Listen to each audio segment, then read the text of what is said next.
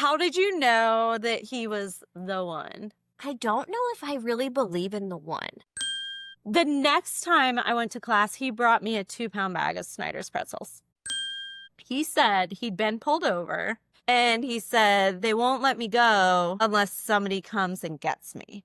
So I left Hermitage, went back down to 12 South, found him. Every time I've told this story since to a man, they're like, was the cop there when you got there? No. Well, let's end talking about your favorite thing, which is celebrities. Oh. Who are your celebrity crushes, and what's your favorite celebrity couple?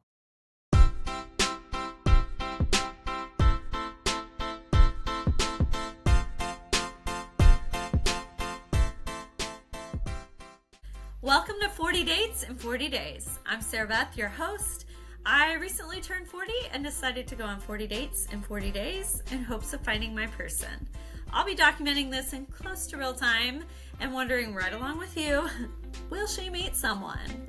So grab your cup of tea, we are going to spill it, settle in, it is time to yap.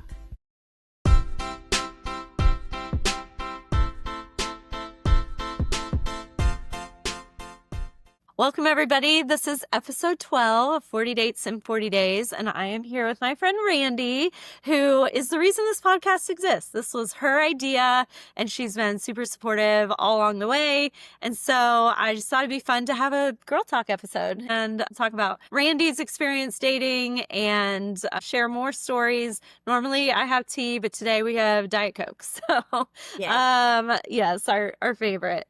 So let's just dive on in. Yeah. Randi, thank you so much for being here. I'm so excited. Since you started doing this, we've talked about talking together and having like a girl talk episode. So I'm so excited. Yeah, it's going to be fun. Okay, well, Randi is married. So why don't we start with that? Tell us about your husband. How did you guys meet? Okay, so I kind of hate telling this story because we met at church and I feel like everyone's like, oh, okay, that's like something your aunt tells you. Like someone at church, but I've specifically said church is a terrible place to meet. So. Yes, you have. But I will tell you, I was in the trenches too. I was on the dating apps. I was there too.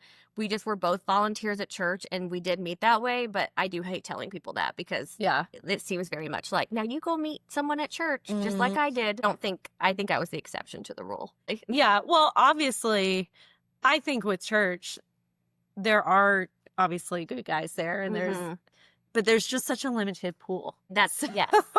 So you snagged one of the few. I did. He'd only been volunteering like 2 weeks. And we met, really? So I think I did snag him. I feel like that's so typical for a lot of men, though. I don't want to invalidate. I know some men who will listen to this be like, that is not typical at all.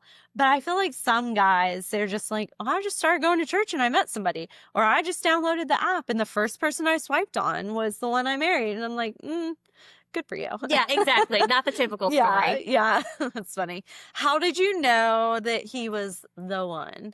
Okay, so I think we've talked about this before, but I don't know if I really believe in the one. Okay. Because everything just felt easier than other people I'd been with. You know, he was funny and smart and had all the traits. I think my dad asked me, he was like, how do you know he was the one? And I even used this example. I was like, well, Dad, I think if I ever got like really sick with cancer, like he would never leave me. Like, it's like the things I was looking for. I don't know. Do you believe in the one? Because I don't think I do. Because I think you could make it work with a lot of people. And what if your spouse dies and then you meet someone else, like, the one is gone. Yeah. But this is the second one? Yeah.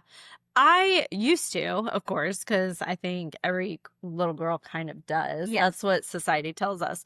But I had a mentor once who said, there's no such thing as the one until you get married, then whoever you've chosen is the one. And so I've thought about that a lot. I do think, like what you're saying, that the characteristics are much more important than like this ultimate, we're so compatible or so passionate or whatever. And there are a lot of people that you can make it work with. I've had a lot of best friends in my life. Is there such a thing as soulmates? Maybe, but I just think there can be a lot of people with whom you can be compatible and have a really good relationship with. Right. And I looked back, I found a journal or something from the time right before we met. And I think I had written down all the things I was looking for. And then when we met, I was in my journal and I was like, oh, he meets a lot of these, you know? Yeah. And I think so then we just were dating and it just gradually got to that. Yeah.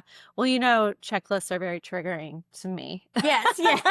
So Lindsay Taylor, the dating coach, and I talked about that. And she's like, well, let's not call it a checklist. Let's just call it, like, what did she call it? I forget now. But basically, evaluating the things that are really important to you. Yes. Because Yeah. I think I'd written down like funny, smart. I want them to be a Christian. Just basic things. It wasn't like has to be tall. But these are just what's really important, you know? Yeah. So whether it was with your husband or somebody else, do you have any really good date stories? Okay, yeah. So I was thinking about this. So I like dates where there's a start and an end time. Okay. Let's say we're both Enneagram 3s. Yes. We're like, let's make this efficient and respect our time. Yes. So honestly, and I'm not just saying this because I'm married to him, but my first date with Steven, my husband, we went to City Winery and he knew I liked country music. And so we saw an artist and it was like started at 7. It was going to be over at 9. And I was like, this is amazing. And then even now, like you were like, what's your ideal date night? You know what? I love like Zanies because you get there like 6:30, you order your food, you can kind of talk. It's entertaining and you know it's done at 9.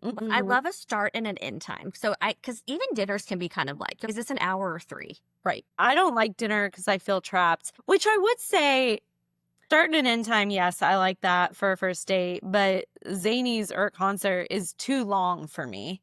That's fair. Yeah, for a first date. Yeah. I mean, I just have trouble doing anything other than getting a drink or going to coffee on a first date. Unless I already know the person, which I guess in your case you did know him. So that's different. we had been like texting and talking and and you'd met in real life. In life. So it was kind of like, let me take you to this thing. And City Winery thing was like 7 to 9. So we got there, we kind of talked, and then they performed for like an hour. Yeah. And it just felt really like, okay, I know when I'm going to be home. Because me and my friend joke, we feel like we're in a hostage situation. Like if you start getting into like dinners and drinks and like, you know. Yeah. And if it's awkward, you're just stuck there. Yes.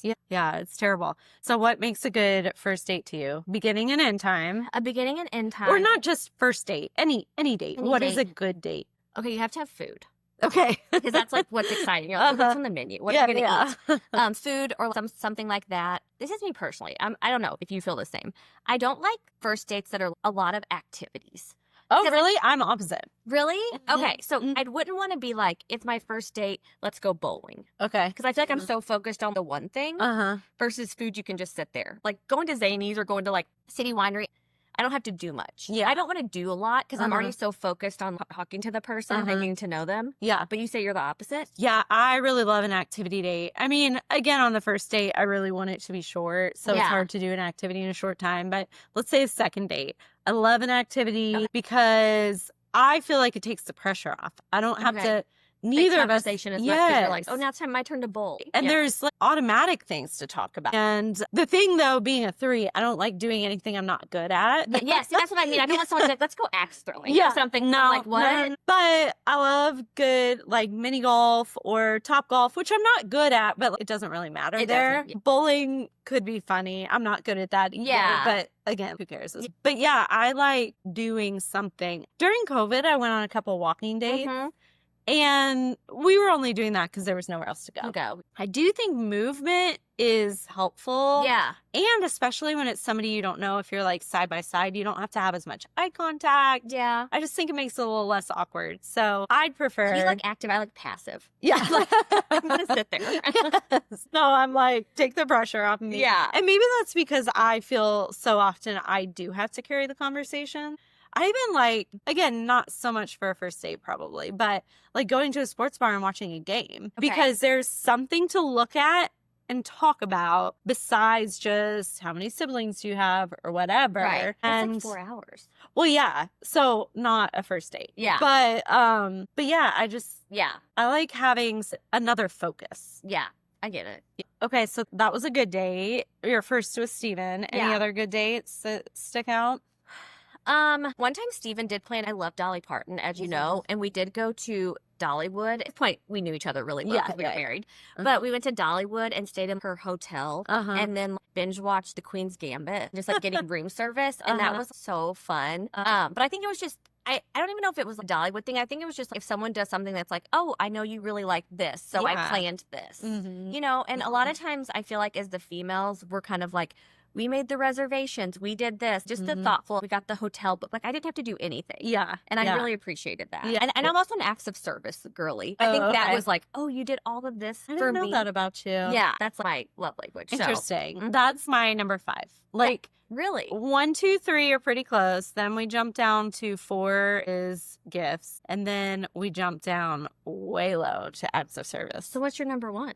Quality time. Okay. Quality time, words of affirmation, physical touch are all pretty close. Okay. And then it's like way below for gifts. But I will say with gifts and acts of service, to your point, it's the thought to me that matters. Right. So if someone planned a trip to Dollywood because I love Dolly, that's more exciting to me than making the reservations, which is part of it. Right. But it's that you really knew me. Right. And you saw me. And the same with the gifts. I can buy my own stuff. Right. I don't care about gifts. What I care about is that you were like, I was out and this thing made me think of you. One time in college, I ran into a professor. This is 2 weeks into the semester. So he barely knows me. I am just a name at this point.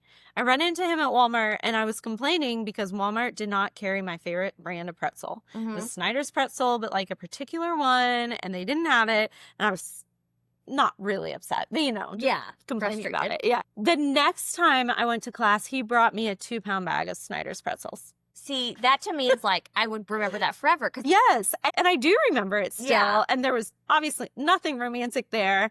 And it wasn't a real gift. It was pretzels. Yeah. But he thought of me, remembered, took the time to buy them, bring them to class. Yeah. Cost him $4. Right. But it was so nice. Yeah. So that's, to me, gifts and acts of service fall into that category that it's only meaningful to me if it's a really meaningful thing that I know you put time into thinking who you are and what you would like. That makes sense. So Dollywood, that is really fun. And I think it's important to go on good dates even after you're married. It was just easy and fun, and getting like room service is fun and just like relaxing. Yeah, and that's a good show too. Yes, I know. I know. I binged that as well. Yeah. I'm trying to think what other really good dates I've had. I don't think I've had any that were really special. After 40 dates, like I haven't had any. No, I haven't had any that were good ever.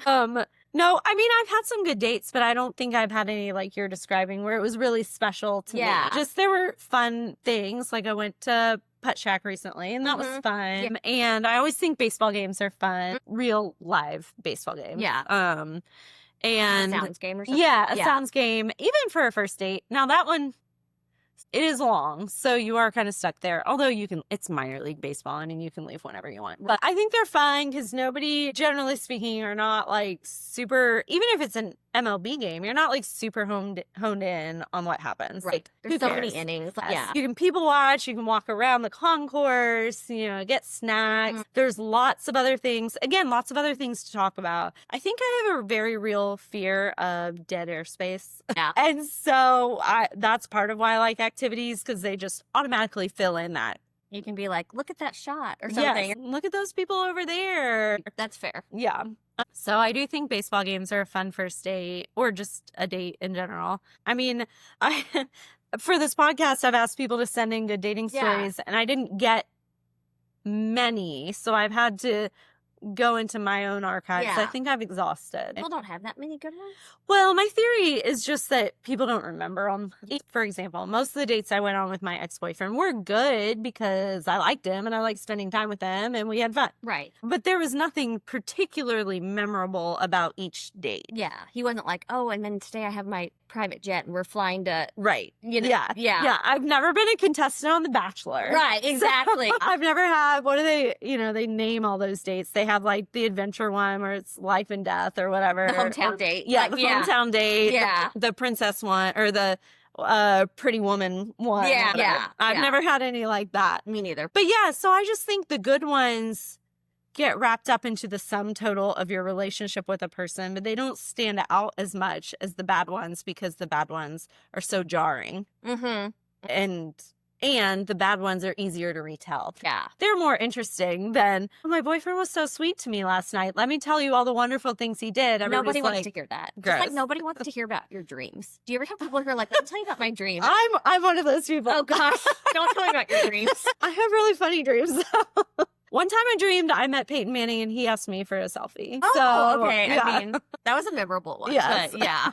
Yeah, nobody wants to hear about your amazing boyfriend over and over and then your dreams. Yeah, but everyone wants to hear about date stories. Yeah. I ask it often on my dates because I just think everybody likes to talk about it, and it's generally a funny story or cringeworthy or whatever. I did have a date recently that I asked him, and he's like, I don't think I've ever had any. I had told him which I've shared on this podcast, about the guy who... He's the Oak Steakhouse. Yeah, the Oak Steakhouse guy. The guy who cried. I have it in my dating profile. So he was like, tell me about this terrible date where he made you cry. And I was like, oh, buckle up. And I gave him the short version. But still, he was like, wow, that's terrible. And I said, what's your worst? Everybody's got one. Oh, He's yeah. like, I don't think I do. Well, good for you, I wonder if buddy. he was somebody's worst and he doesn't know. Yeah, maybe. Like he thinks all of them are good. Yeah. He doesn't have a lot of self-awareness, maybe. Maybe. Yeah, that is something that and I've talked about this before too, but I'm like, how do these guys think these dates are going well? Because they, at the end, they go in for the kiss, or they're like, let's hang out again. And I'm like,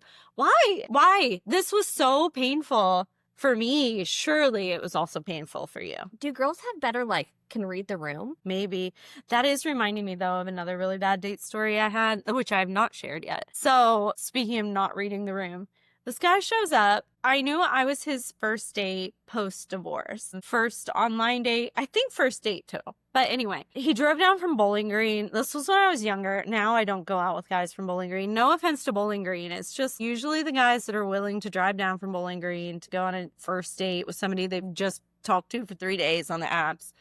Usually a red flag. Okay. So he drives down from Bowling Green, and within minutes, I'm like, this is not going to go anywhere. And so we were at Edley's in 12 South, and we finish our meal. Edley's is a barbecue place. It's very quick. So we finish, and we've been there maybe 45 minutes. My face already hurts from fake smiling, but I do feel bad leaving after 45 minutes, especially when he drove down from Bowling Green. So we ended up going for a walk in 12 South, which was nice. So we walked up and down the length of it. And by then I was ready to go. Well, in the course of walking, at one point, he said something to the effect of, you're kind of hard to read. I can't quite get your vibe. He's like, I don't feel like you're not interested in me. And I was like, well, I'm not. But I'm glad I'm not giving off the vibe that I hate you. Yes. Even though I do. Right. Even though I do. Yeah. I'm glad that you can't read it that much. Yes, that's good. And I've always really prided myself, with a few exceptions, on being a good date. I want anybody to leave having gone out with me, they don't have to be interested, but being that was a pleasant use of my time. Right. That was a nice She was very person. nice. Yeah. That was a good conversation. Yeah. So anyway, we walked back to my car. He'd said, I don't know what your vibe is or whatever. And then he kisses me at my car, which was definitely not my vibe. Yeah. That was not it. Did not read the room at all. Yeah.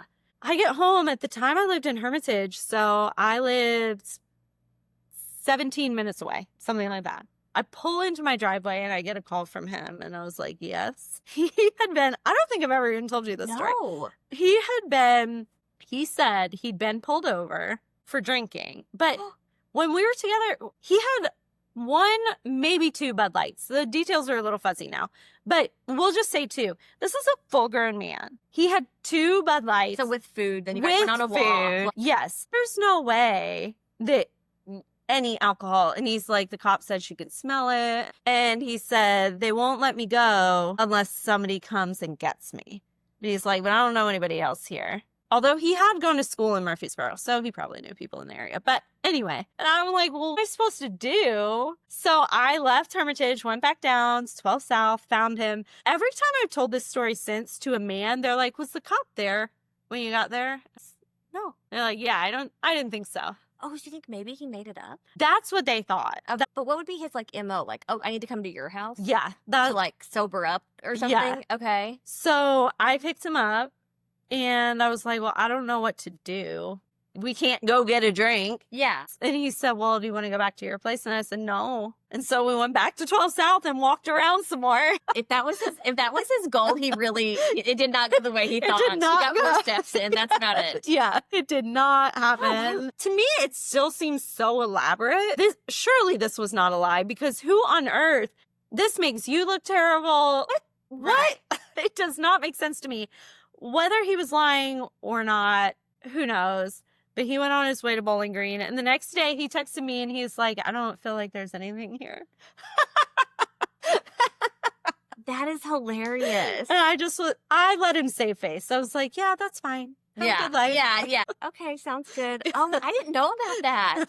I sort of forget about that one because the Oak Steakhouse is more dramatic. Oh, that one is. But yeah. What episode do you talk about that? Because if they haven't listened. Yeah. I'll put it in the show notes. It's one of the earlier ones. I'll put it in the show notes. Yeah. So yeah, I forgot about that guy, but that was another bad one. So this guy that's telling me he's never had any bad ones, I'm like, how is that possible? Yeah. He must not have been on many dates. Maybe not. And I also asked him if he'd been catfished, and he was older. He was 48, but like young Gen Xer, not old. Yeah. And he's like, I don't think so, but what's the definition again? So, well, just somebody that doesn't look like their pictures. Right. And he said, no, I don't think so, which I haven't. Were you ever catfish? I wasn't. No. Yeah. No. I haven't been either, except I will say that a lot of men, and I'm a little sympathetic to this because I don't think men take many pictures, but a lot of men, their pictures are like 10 years old, 20 pounds ago or something like that. But it's not catfishing. They're not trying to deceive you. Right. Usually the ones that are trying to deceive you, you can tell because the picture's 20 years old and grainy and you're like, no, buddy, you don't look like that anymore. Yeah. No, I never have. Like, I was thinking about my worst date while you were just talking about that. So my worst date was actually, okay, this is weird. So it wasn't my first date. So I was kind of dating this guy, but I knew it really wasn't going to go anywhere. But like, I was like kind of codependent and hadn't been through therapy. And he met my parents. So I was probably 26 and he was 32. So he was like a little bit older than me, 33. He comes into my parents' house and sits crisscross applesauce on their couch and starts telling them about his pet snake. And really going into detail about like what he feeds it, like mice and like thing. And I can just feel they were probably like, what in the world? And at that point, I was just wanting to cry because I was like, I have to get out of this. So then we went to a date at it was like a pizza place brewery. This is when I lived in St. Louis. We went to a place, and I remember I was like so done. I think the crisscross applesauce snake, talking to my parents, I was like, okay, this is done. And I just was so miserable there that I was like, I have to go to the bathroom. And I went and I found our server. I went into the kitchen. Because also it was one of those, they're being really slow. I think they were kind of like, oh, you're probably here hanging out. Yeah. I was like, can you say that you have an emergency and that you like have to go and you need to like give us our ticket, like, because someone else is coming to take your shift. And he was like, what? And I was like, you don't understand. I have to get out of here. And he did it. And I was like, thank you so much. Like, I just remember wanting to get out of there so bad. Was that the last time you saw him? I don't think so. I think I did kind of a slow fade. That's making me think of two things. One, the only time I feel like I've really, I can't say I walked out because we'd been there through one drink, but that I had a similar, I was like, I just have to get out of here, was a guy when I lived in Georgia, and he just was awful, boring and pretentious. We were in Buckhead in Atlanta, which is the most pretentious part of Atlanta. He was a big name dropper, which is one of my absolute top pet peeves. And I think he was telling me some story about getting hit on by Miss Universe at Starbucks or something. And I'm looking at him, I'm like, that did not happen. You're like, okay, you're delusional. Yes. I don't even remember now. I just remember it was so bad. And I went to the bathroom. There was a line, so I'm talking to the girl in front of me. And I'm on this terrible date. And she said, do you need me to help you? Which I love women for that. We will always have each other's backs when it comes to stuff like that.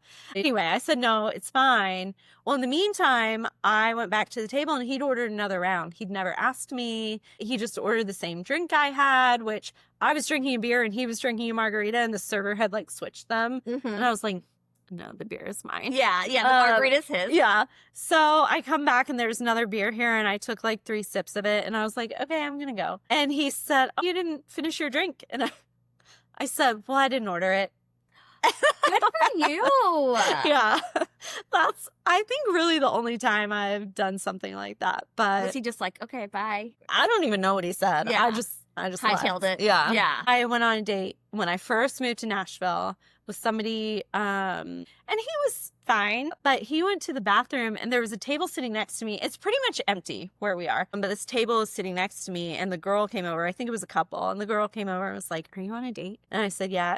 She was like, you could do so much better, which was really sweet. That was sweet. Were you feeling that too? Were you not feeling him? I was not. I mean, I don't think we even went on a second date. I don't remember if he asked or I don't remember what happened. Yeah. We did not keep seeing each other. It was not bad because I would remember it if it were. Yeah. But I was very flattered. Yeah. She said that. That is flattering. Yeah. So that guy you were talking about, your really bad date, wanted to escape, was a relationship that maybe you regret? 1,000%. Yeah. Yeah. So I know we were talking. Yeah. Have you ever like been someone's heartbreak? My first job out of college, I moved to Minneapolis and I met a guy at Celebrity Gala. So already I was from a small town outside of St. Louis, had never lived anywhere else. And I thought I had money. I like had a condo in Minneapolis. I was like, I'm so cool. You know, and I went to this gala and met this guy. And he was from Southern California. He was from Orange County. He looked like Adam Levine, who's not really my typical go-to. He wouldn't be now, who's your celebrity crush? I'd be like Adam Levine. But just, I was like, oh my gosh. And I should have known from the beginning, like, there was just some weird stuff. Like, so he was texting me and then he stopped texting me for a while after he went back to California. Then he like reached back out to me. He's like, oh my gosh, I got lit in the head at a bar and I had a TBI. That's why I didn't reach out to you for a couple weeks. And I was like 26. So I'm like, of course you did. Yeah. I'm like, of course you did. And so I had some money. So I was like, I've never been to Southern California. I went and flew out and saw him. And basically we started a long distance relationship. And you're really good at discernment. And I think I'm better at it now. And as we all kind of grow, we start like understanding what that still small voice is inside of you.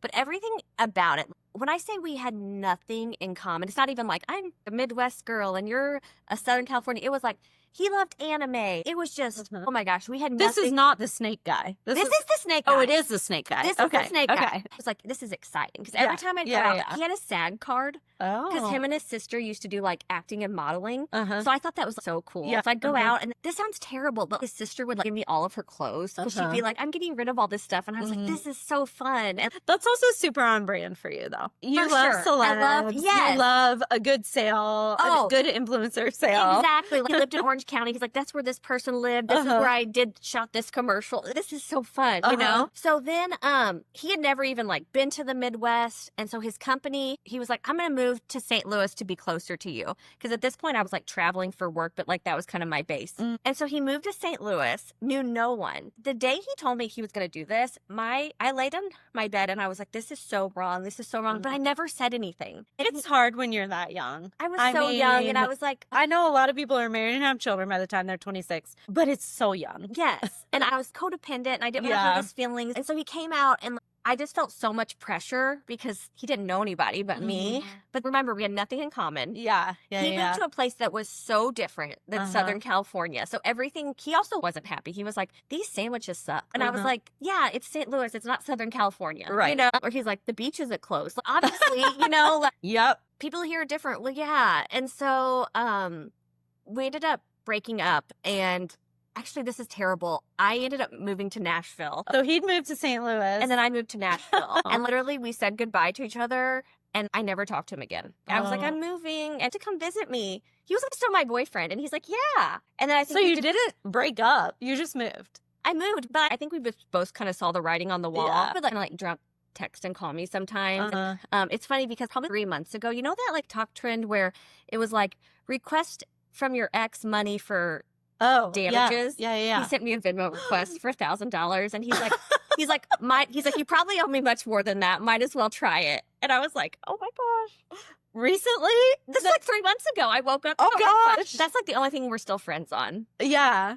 You never told me that. Yeah. That's terrible. Hilarious, but terrible. Yeah. I definitely feel really bad about that. And I should have been more mature, but I was so young and I just was like, maybe it'll feel different. And I remember even calling my friends and I was like, have you ever like tried to talk yourself into something? I was like, I mean, we have nothing in common, but like, he's cute. Yeah. Like his family's so nice. Like I love his sister. You know, trying to fit a square peg in a round hole. Yeah. That's terrible. Oh, I'm sorry. Mine, where I was the heartbreaker, I also moved away, but we officially broke up when I moved away. I was 28. I lived in Virginia Beach.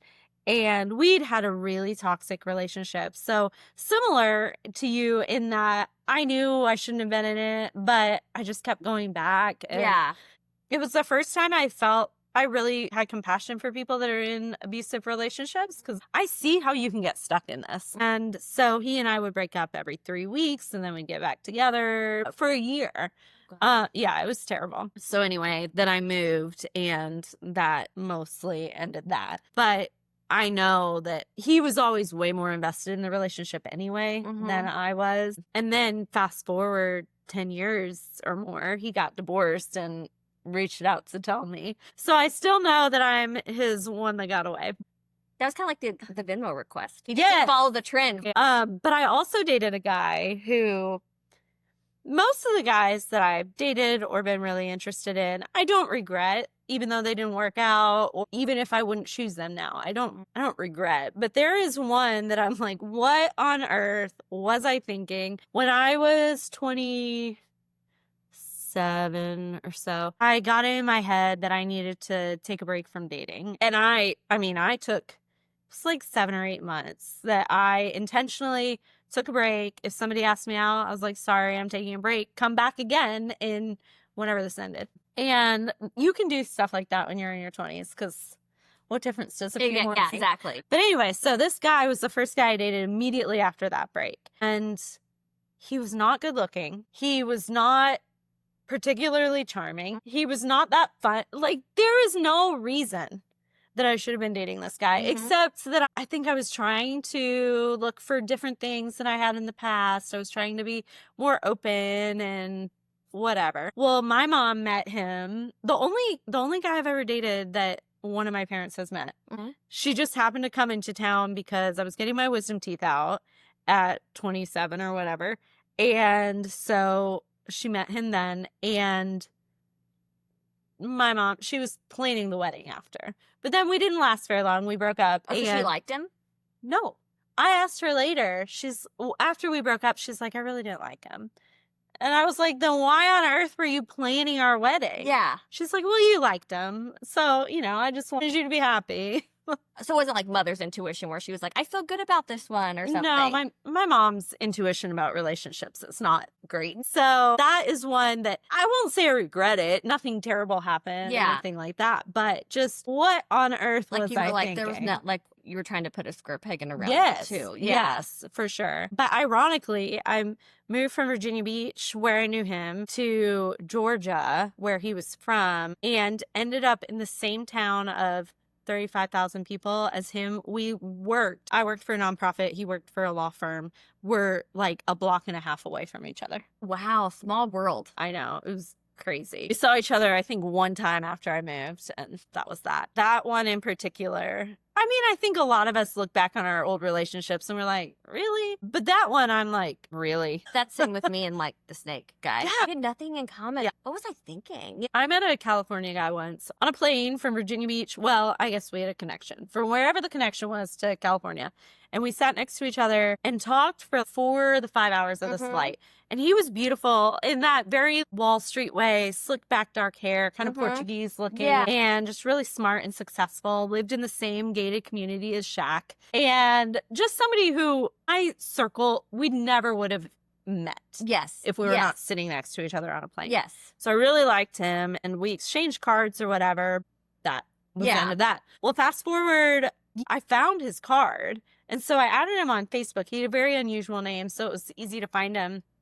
And we happened to be going to Toronto at the same time. Weird. Yeah. And so I was like, we should meet up. And he was game if we were going to hook up. And I was like, well, I don't want to do that. I was like, I mean, we can make out a little bit if you want.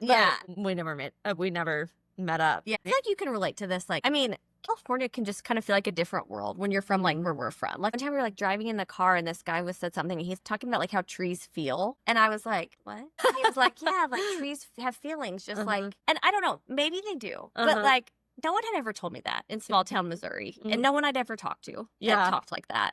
So he was very trees feel. And I was just like, what am I doing?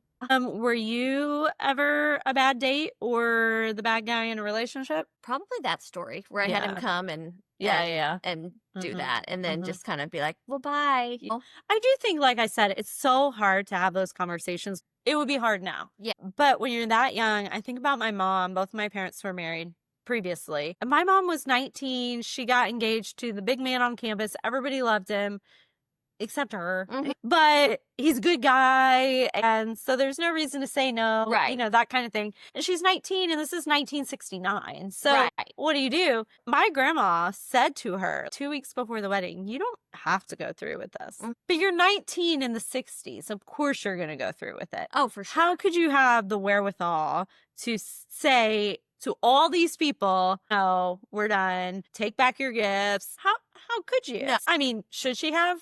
Sure. But How long did they stay married for? I think 6 years, something like that.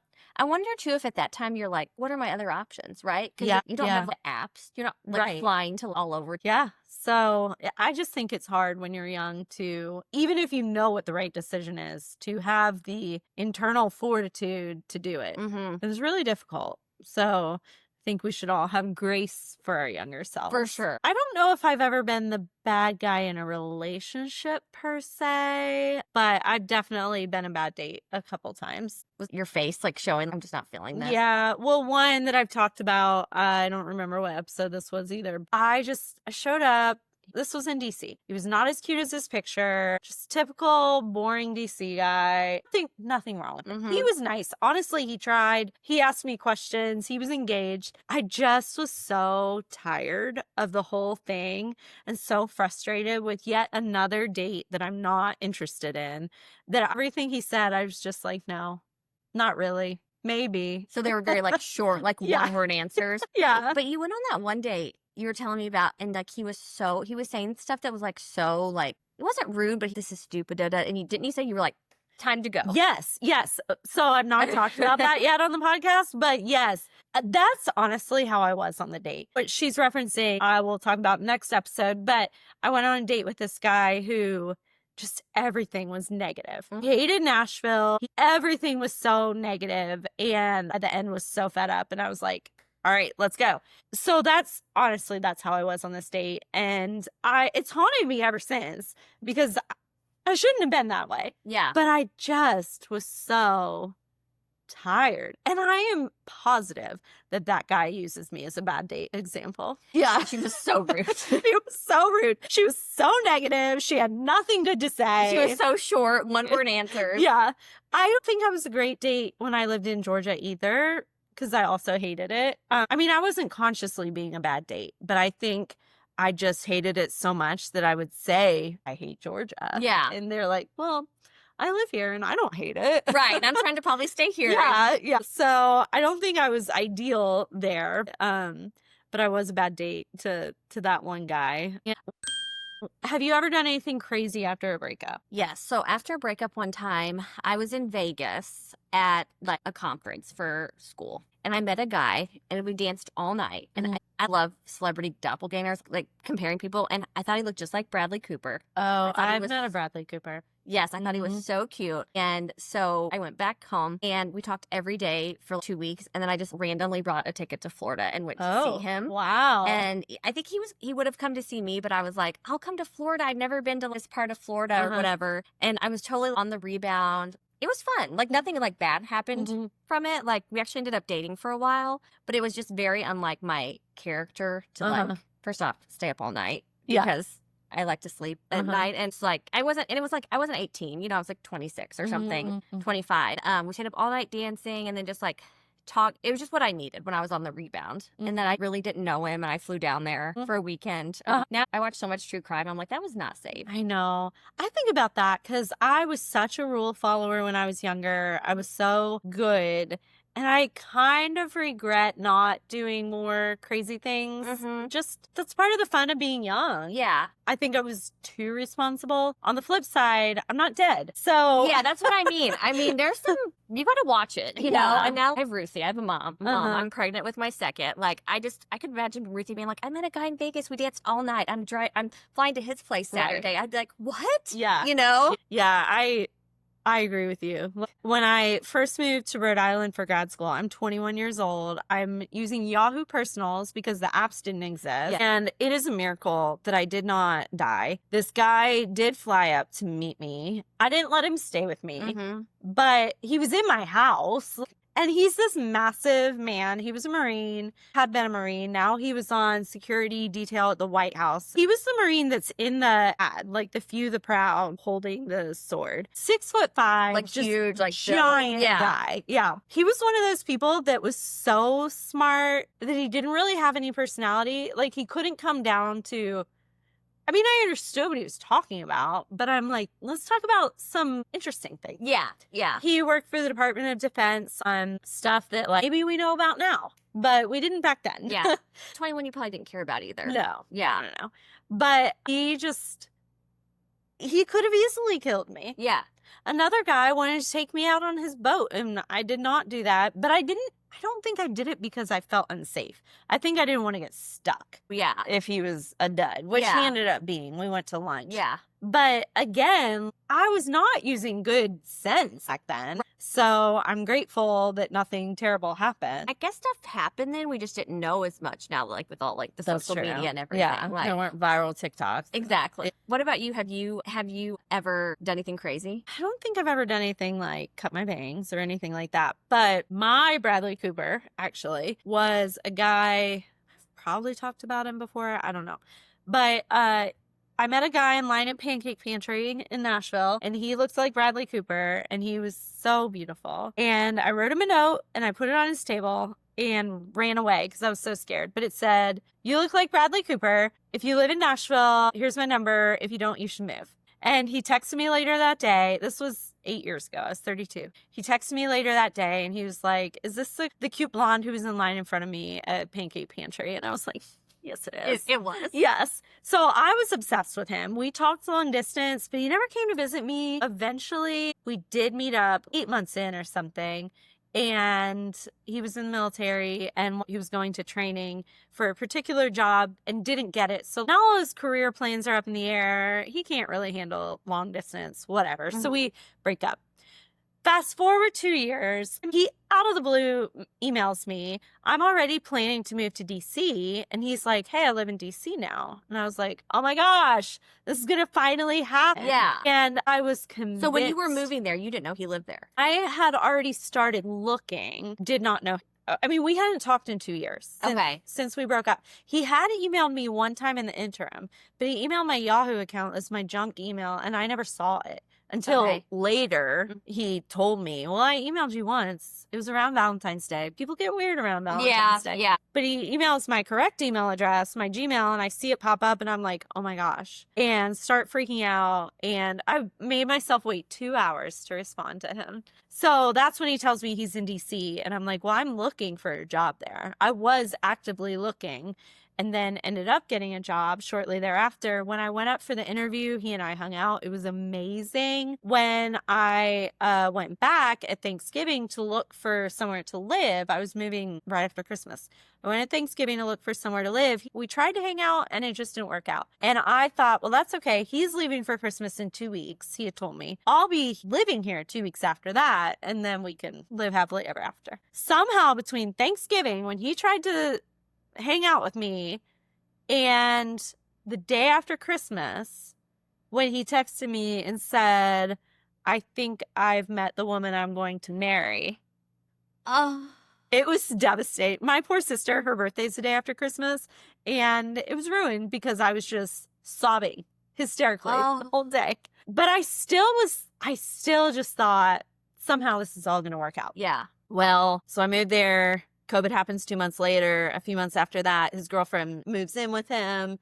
And I actually ran into them one time and met her. I probably would be friends with her in another scenario. Yeah. Well, then they did get engaged Thanksgiving. So a year later, they get engaged. And so that is when I was talking to a guy friend of mine. And he's like, maybe DC isn't the place for you. Maybe you need to go somewhere where there's more men than women. And I was like, where? Like South Dakota. And so it's just kind of a joke, but then took on a life of its own. And that's when I did my road trip. From DC down to Texas, up through the Dakotas and Montana and back. It's 8,000 miles, 6.5 weeks. Okay, that's way bigger than cutting your bangs. Yeah, yes. So it wasn't technically a breakup, but well, kind of. I mean, we were emotionally Yeah. getting over someone. So while I was in, where was I? I was in South Dakota find out that that guy had gotten married. And so I see it and I start crying again. And they have, it's called, I think, Taco John's. It's their version of Taco Bell. Yes. And so I went to Taco John's in the driveway, have not looked at my face, just mascara all the way down. And the sweet little 16-year-old girl working there put a note in my bag. And she said, "It looks like you're having a bad day. I hope it gets better." So nice. There are some good people out there. I know. It was so sweet. Well, so yeah, that was my crazy thing, but it was amazing. Like I said, that's way bigger than getting your bangs. So. What would you say was your hardest breakup? So this is crazy. I dated a guy for 5 to 6 years. And he did nothing wrong. Well, I say he did nothing wrong. He did cheat on me, but he called me right after and was crying and was like, "This happened at a work thing, da-da-da." And he told me we broke up. We got back together. He asked my dad to marry me on Saturday. He took my dad to Kentucky Fried Chicken, asked my dad's favorite restaurant, had the ring, was going to propose. And then I came back on Tuesday and broke up with him. And my mom's like, you know, he's going to ask Did you know that? No. My mom ended up telling me, but I was just feeling, this is a time I did listen to my gut. I was just feeling like something's off. I think I need to take some time. I'd been in school and then I went straight to grad school. We were so serious. I think I just need to have some fun. And he wanted to get back together with me and he was so patient. I was definitely like stringing him along. "Ooh, I'm just having fun. I'm single with my friends." And I'd always wanted to move to Nashville. And he was like, "My job is in St. Louis." You know, he was very career oriented like me. So then he moves to Nashville before I do, which I think he was like trying to get me back. So he moves to Nashville. And so I just was like, I'll just keep dating and having fun. And then when I get to Nashville, we'll get back together. Well, he ends up meeting his wife. So then I wanted to get back together and I'm sending emails, I'm sending Facebook messages, and he was ignoring me. Wow. So I did the breakup, but I think I thought, oh, he'll always be there, you know? And it's really funny because, you know, now we both live in Nashville and obviously he's married and I think we're still friends on LinkedIn or something. And I think he lives like south of Nashville and has kids and I'm married with kids and it all worked out. But before we were both married and he was dating the girl who I think he ended up marrying, one time I saw him at Brentwood Target and he had like two baskets. He dropped them and turned around and like ran off. I'm like, I told my friend, I'm like, did he think I was gonna like wrestle him down? Yeah. Like, I was like, oh my God, let's catch up. Let's get back together. He dropped his baskets and ran away. Oh my God. I know. How did you feel after that? I think I was just like, oh, I already knew we hadn't tried to reach out anymore. I knew we weren't going to get back together. I don't know if he was just so scared that I was going to be like, "I miss you." I don't know. Yeah. He wasn't a bad guy. And obviously it worked out because we ended up together. But at the time, I mean, I just remember like crying. And then when I saw he got married, because I was still single, I just remember calling all my family and crying. And because, you know, we still had all these like mutual friends. Because that's when I knew we couldn't get back together. On Halloween one year, I went to a concert and he was there with her. And one of my friends was there with me and I would just cry and cry. Yeah, that reminds me, in grad school, there was a guy that I was not interested and he kept after me. And finally, I was like, okay, let's give this a shot. He dropped me off at the airport for Christmas vacation in grad school. By the time he picked me up from the airport, he had changed his mind. Wait, what happened? Did he meet somebody? He decided to get back with his ex. I was not an entire semester not interested. Yeah. You were the one that kept pursuing. Yeah. And now I'm heartbroken. This was unnecessary. Well, he was a huge Toby Keith fan. And I knew he was going to Toby Keith's concert. And the radio station was giving away tickets at the venue. All I have to do, this was in Providence, Rhode Island. I just have to drive down to the Dunk and I'll get tickets. And I did. I won them. It wasn't that hard. But still, I got them. Yeah.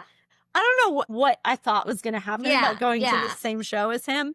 But my bestie and I, it came with me. Our seats ended up being 2 rows behind him, 2 seats down, which would have been great had he brought his friend that he said he was bringing and not his ex-girlfriend that he was back with. Oh my gosh, you could sit there and watch them sit together all night. And like, did he ever see you? Did he know he knew I was there. Yeah, but somehow, maybe just because I was young and less weighted down by life, but I was able to sort of distance myself and really enjoy the concert. And that was my first concert, honestly, that I'd been to as an adult. And I was like, these are fun. I should go to concerts more often. And so it was really important in my musical journey. Yes, this breakup. Yeah. To add to mine, one time I was at an event and this girl came up to me after when I was still going through the hard breakup. And she's like, "Are you we'll call him like Joe Smith. She's like, are you Joe Smith's ex Randy Davis? And I was like, yeah. And she's like, oh my gosh, I went on a couple dates with him from the app, and like I really liked him, and I stalked your profile, and we ended up becoming really good friends. Oh, so really? through him, she's still like one of my dearest friends today. Mm-hmm. So like I did get like a really good friend out of like Yeah. a time that was really hard. I have a friend who we met because we dated the same guy. I say dated, I went out with him twice. Mhm. She was kind of on and off again with him for a while. But he was moving to Nashville, and I met up with him and some other friends. And he said, my friend is coming to town. She's going to move here too. And she really wants me to introduce you. But I think it'd be weird. And I was like, why would it be weird? I said, did you date both of us? Mhm. And he was like, no. He did. Yes. I didn't care at all. Like I Yeah. said, I went on 2 dates with him, and so it really didn't matter. But she Yeah. and I became good friends. Like, yeah, you can get something out of heartbreak. Yeah. So You mentioned the guy who moved to St. Louis. Mhm. Do you think he would have married you? yeah, for sure. And then you maybe would have married the guy that you broke up with? Yes. Okay. Yes. Anybody else? Those were the two big ones. Yeah. I think I would have married my DC guy, which would have been, I'm glad that didn't happen. Yeah. But I would have for sure. And then the guy when I was 28, the toxic relationship, he Mhm. would have married me for sure. But I think when people say, have you come close? I'm like, well, I mean, no, they didn't have the ring. Like Yeah. in your case, if the relationship had continued, Right. that's what would have happened. Happened. Yeah. Yeah. And I think about a couple guys that I dated in my early 30s here in Nashville that the relationship ended too soon for me to be able to say that. But I sort of feel like had I given it more of a chance, It maybe could have been into something. yeah. One of them I regret just because I think it would have been a good experience, a good relationship experience. I don't Mhm. know that we would have got married, Mhm. but he was just a really nice guy. I was being entirely too picky, and I think about him often. And I called it off after 4 dates, and he was really disappointed. He was like, I thought we were having a really good time. And I was like, yeah, but something's missing, you know. Yeah. So, Yeah. so I do think about that guy often. And he married shortly after me, a girl that kind of looks like me, but with brown hair. Mhm. And then the other guy who I never was interested in that much, he also got married pretty shortly after me. So I do think maybe there's something to, they say with men, it's really more about timing, which is very unromantic. I've never liked it. Yeah, I don't like that. Okay, well, as the married person in this room, what is some of your best relationship advice? So this isn't like something I, wrote or anything, but I was going to therapy. We had a really hard first year of marriage, just Mhm. kind of getting used to like expectations and Yeah. just a couple things. And I remember I went to my therapist and I was like, what if I, made the wrong decision, or what if, how do you know when you're supposed to leave? And I always think about this. And she said, marriage is hard, dating is hard, Mhm. and being single is hard. And she's like, you'll know what you're supposed to do. You'll know when you're ready. If you're Mhm. supposed to leave or if Mhm. you're supposed to stay, because I Uh-huh. was like, do I need to leave? Are these like deal breakers? Mhm.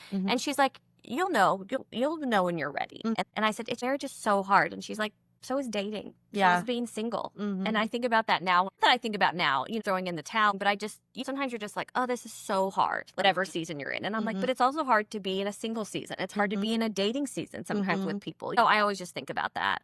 I have heard the quote often used in various contexts, Mhm. like with working out. Like working out and eating right is hard. The health complications from being overweight is hard. Mhm. Choose your hard. Right. And yeah, I just started a book, so I can't really comment on it yet, but it is called, I think, All or Nothing Marriage. But he talks a lot about expectations Yes. and just going in, expecting your partner to meet all of your needs. Mm-hmm. And I think often about one of the good relationship stories I shared of how their first year was really hard too. She's from South Africa. He's a white boy from Tennessee. Like just culturally, there were a lot of challenges, plus just adjusting to being married. Mhm. And he talked about how the first year was really hard because they were trying to change each other. And then over time, it has gotten less hard because they have learned to adjust their expectations. And with that, they have both evolved. They have both changed, but it was not by trying to force the other person to change. Yes. And that's exactly it. And I think that's Yeah. what my therapist was kind of telling me, like, yeah, this is really hard.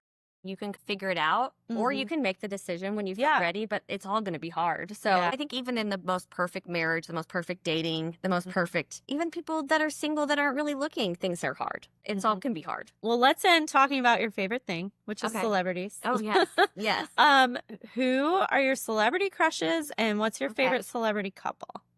Okay, so my celebrity crushes are, and this was literally before Taylor. Okay. I've always loved, because I've, from Missouri, love Travis Kelce, Patrick Mahomes. I think they're both so cute. Mark Wahlberg. Oh, yeah. He's so cute.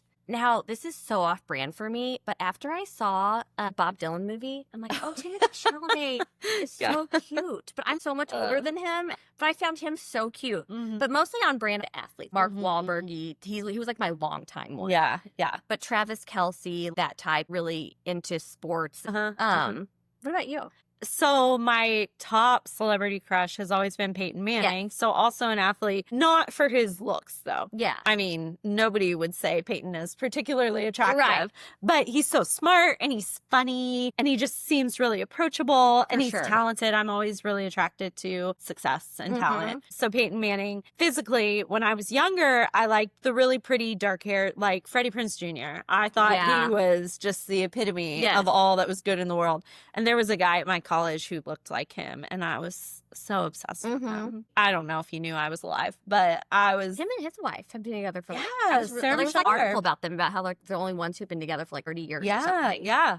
But I also always kind of like the cute bad boys. The guy in DC called himself an asshole with a heart of gold. Love that. So I kind of have always liked that type, like Harrison Ford. Okay. I know you think this is crazy, but I still love Harrison Ford. I don't care that he's 80 years old. I still love him. I'm trying to think who else. Just kind of, they're not, even though they're movie stars, they're not that movie star perfect, pretty look. Yeah. They've got a little more grit. They're still attractive. Right. But they've also got that charisma, that charm, that cockiness, but not narcissism. I do love Mark Wahlberg.